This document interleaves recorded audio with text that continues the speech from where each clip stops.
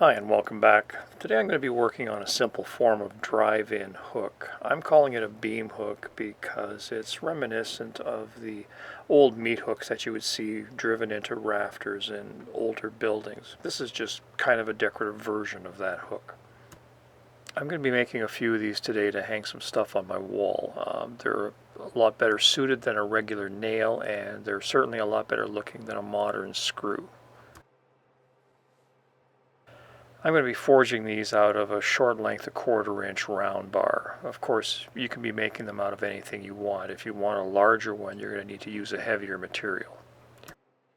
The first thing that I need to do is turn this round bar into a rectangular cross section that slightly tapers towards the top.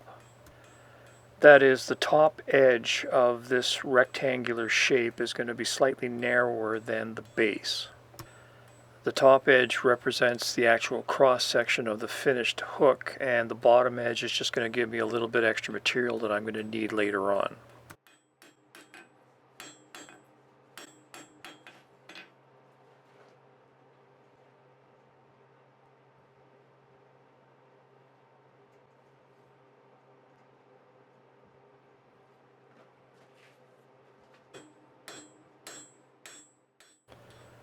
To create the decorative end of the hook, I need to create an offset at the end of the bar. So I'm placing the wide end of the rectangular cross section that I just forged on the anvil, and then I'm just creating an offset the way you normally would.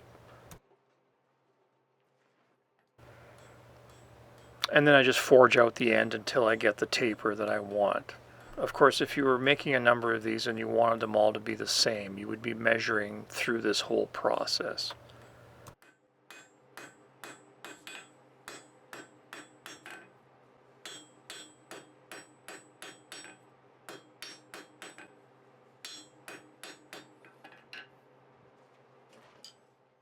I'm going to be creating the sharp bend in the hook over the small horn on my stake anvil.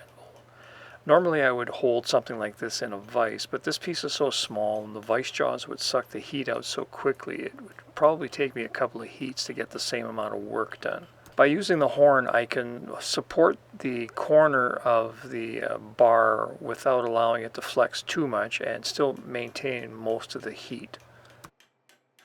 And I'm also using a very light hammer to keep the effect of the blows as localized as possible. In fact, this hammer is actually too heavy. I should have used my small engraving hammer.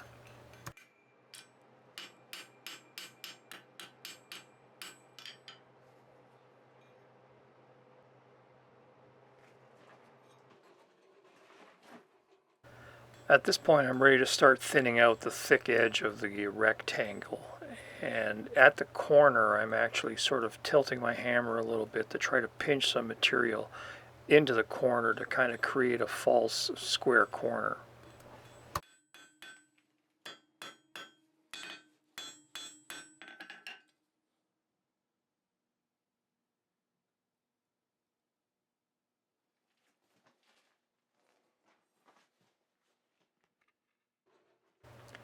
And here I'm just taking a final heat to clean up all the edges and sharpen up all the corners.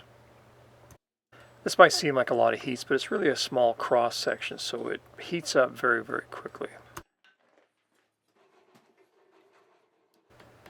While I still have this end of the bar hot, I'm going to be scrolling the end of the hook, and then I'll cut the whole thing from the bar.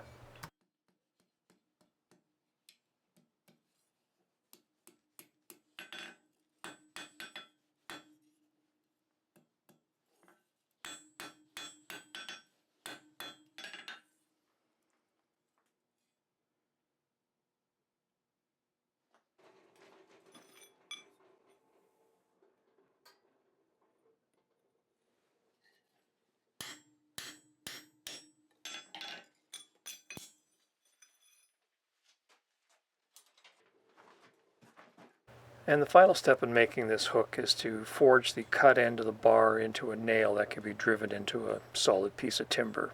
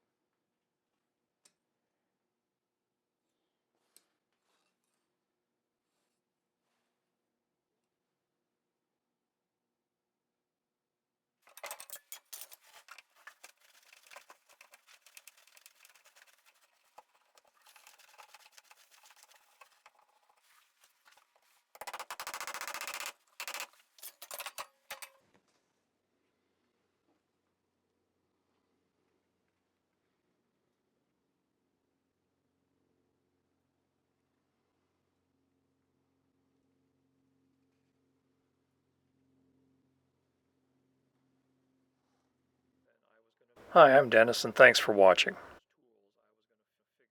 If you have questions and you want to contact me directly, you can do so by emailing me at either one of the addresses that I have listed here. It may take me a couple of days, but I will get back to you. Thank you, and we'll see you next time.